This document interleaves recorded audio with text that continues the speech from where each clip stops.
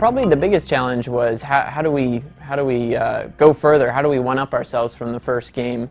So we looked at all different facets of the game, all the things that we did well, all the things that we thought we could improve upon, and decided to let's improve upon all of those, including the ones that we did well. So we're really excited to show people where Borderlands is going. Variety of enemies is something that we identified as well that we wanted to improve upon, and so that's been a big focus for our efforts. And we've doubled the amount of enemies that different types of enemies that you'll see in Borderlands 2 compared to the first game, as well as each one of those, just like the first game, having many different variants that bring different types of gameplay.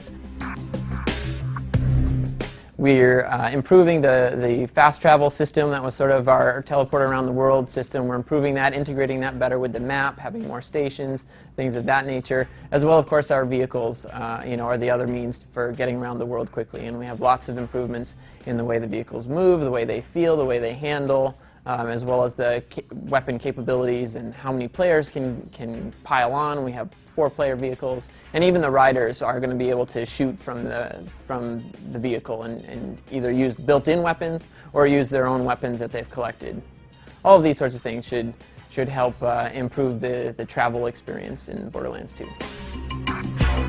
We needed to go further with the guns. How do we improve upon the guns? One of the areas that we're spending a lot of effort and we're really excited about is the visuals of the weapon. All the different weapon manufacturers have their own visual style, as well as additional gameplay elements that they bring. They still have all those statistical nuances that were there in the first game, but a lot of those are now brought forward into the way the gun shoots when you pull the trigger, the way it sounds, the way it looks. You're really going to have a much stronger association with your gun and how it works and who made it. We're doing a lot of interesting things with sort of mixing and finding ways to bring a lot of varied feels and weapon types to the types that we already have.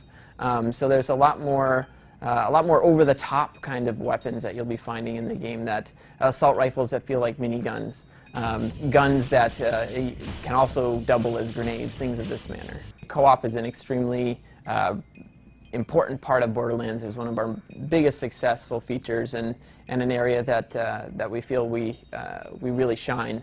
And so allowing players to play together and knocking down as many barriers as we possibly can to allow more players to play, whether they're at different levels or at different parts of the story or doing different missions. We want to break down as many of those barriers as we can so more people can enjoy the co-op experience. In Borderlands 2, we're really going to be exploring a lot more of the different regions of Pandora. We saw a lot of the desert regions of Pandora in the first game, and now we're going to start exploring a lot of other regions. We're going to explore some Arctic regions, we're going to explore some more temperate grassland kinds of regions, as well as some additional areas that like caverns and cities and all kinds of things. The variety of the areas is dramatically improved over the first game. And along with those, of course, the enemies that live there.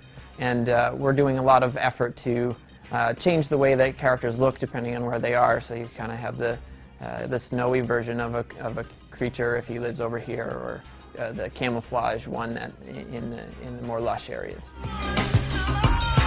What I'm most proud of right now is the effort on the weapons and bringing all the style and flair that Borderlands can bring to the weapons, and the way they look and the way they feel and the way they sound.